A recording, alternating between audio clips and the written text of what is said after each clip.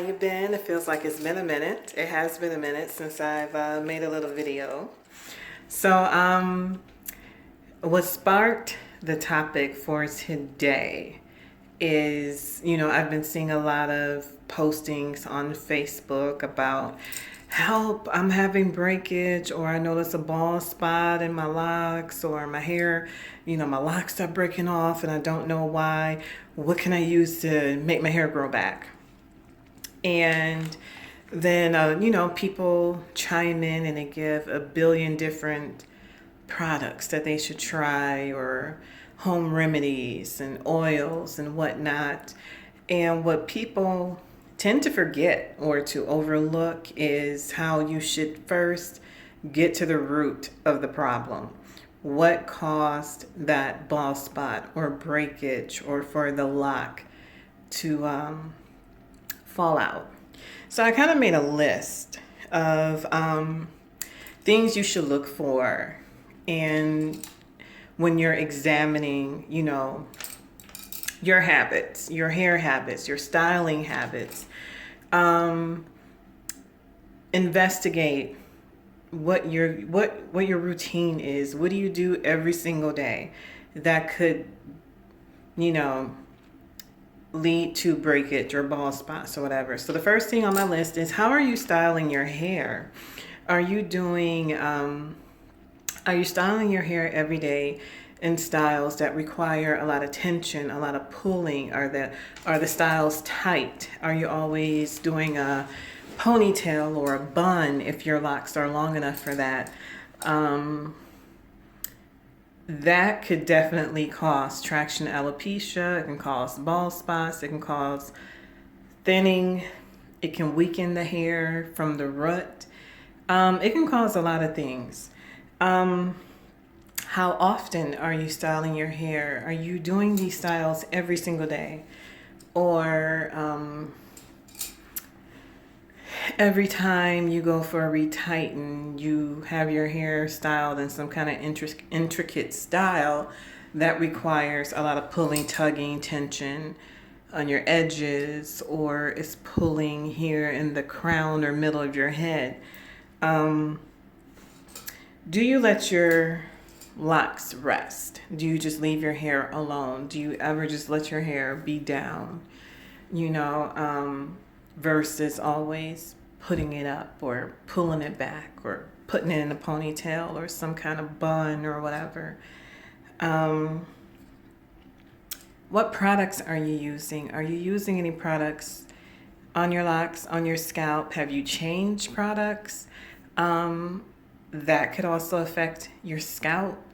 It could be something you're allergic to, you just don't know it or haven't realized it. It could be something that just isn't good for your hair. Your body type, your hair, for whatever reason, just is not reacting well, or your scalp, your skin, does not react well to that product. And that could be a reason. Oops, I dropped my list. Also, are you washing your hair regularly? Because, of course, if you're using products, especially oils and moisturizers or whatever, you need to be washing your hair regularly. There should be a regular routine. You should be using a clarifying shampoo.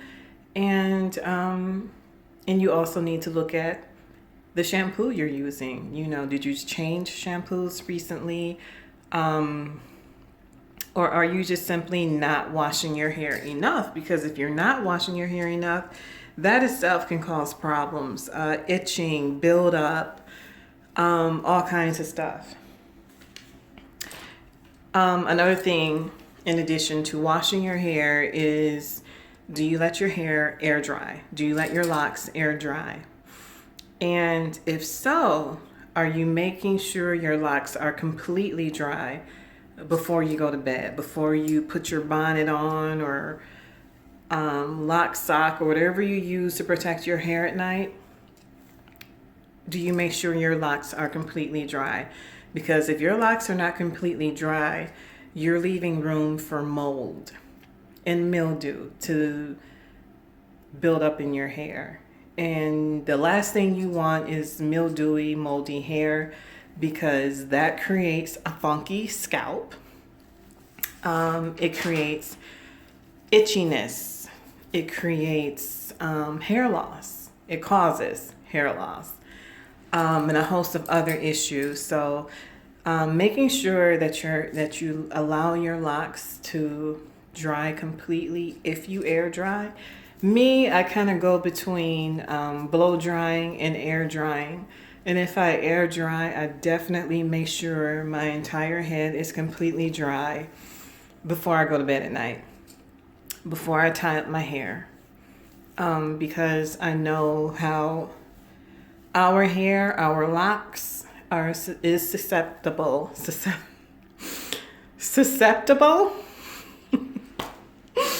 to mold. So that's very important, and you should make sure that your hair is completely dry. I dropped my paper again. Hang on. And yeah, so that was pretty much it. Those were the main points. So you want to look at your overall hair care routine and make sure that you are make sure that you can pinpoint any issues you may be having, anything that you need to change, especially if you're styling your hair too much. If the styles are too tight, you want to stop that. If you're not washing your hair enough, you want to start washing your hair more, especially if you use products and oils, because you need to get those things out of your hair.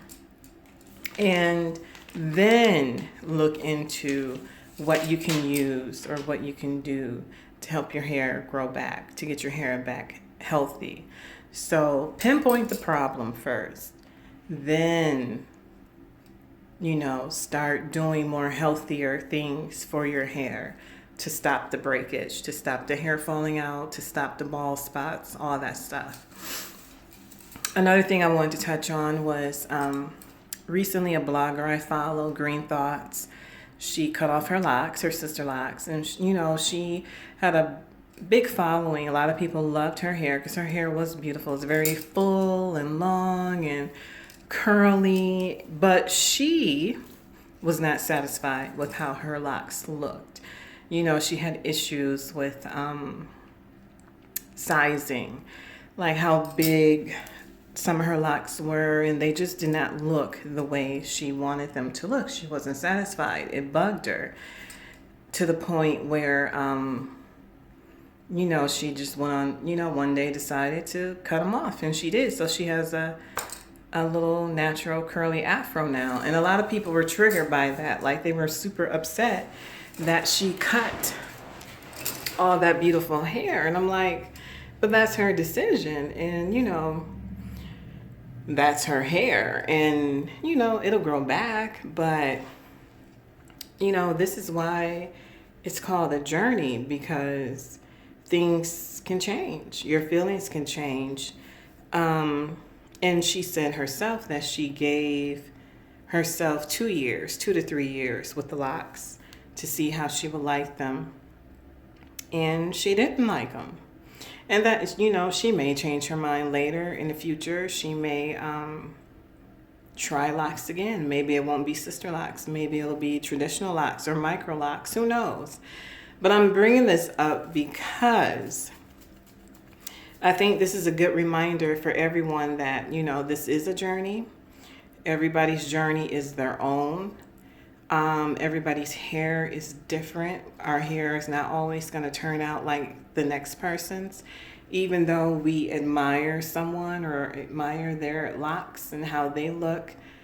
If it's for them, it's for them.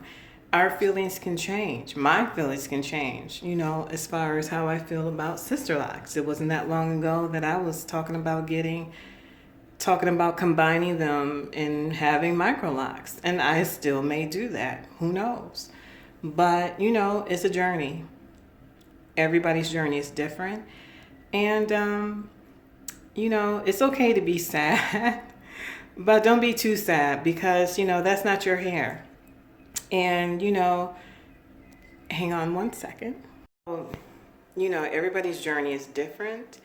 And, don't look at somebody else's journey that has changed for them in a negative way for you, because that shouldn't affect you. Like, I understand that certain YouTubers and certain people with sister locks are your lock crush or your lock goal, and your goal is to have their length or to have that volume, and and that's fine. But when people change their mind because their journey has changed, their wants and needs have changed, don't let that affect you or get you so down about your own journey, because you have to do what's best for you, and whatever hair needs you have, those are your hair needs. So that's all I want to say. I thought it was sweet that so many people felt so strongly about her decision, and I'm pretty sure she's lost some subscribers behind it, which I think is messed up, because she's still a sweet person. That was her journey, and she still sells beautiful lock jewelry, and you shouldn't stop following her just because she doesn't have locks anymore. But to each their own. That's how some people are. But I just wanted to chime in to say that. I hope everyone is doing well. And guess what? I have 192 subscribers. Thank you all. I appreciate it so much. Welcome. Have a great day. Like, comment, subscribe, share, and I'll talk to you later. Bye-bye.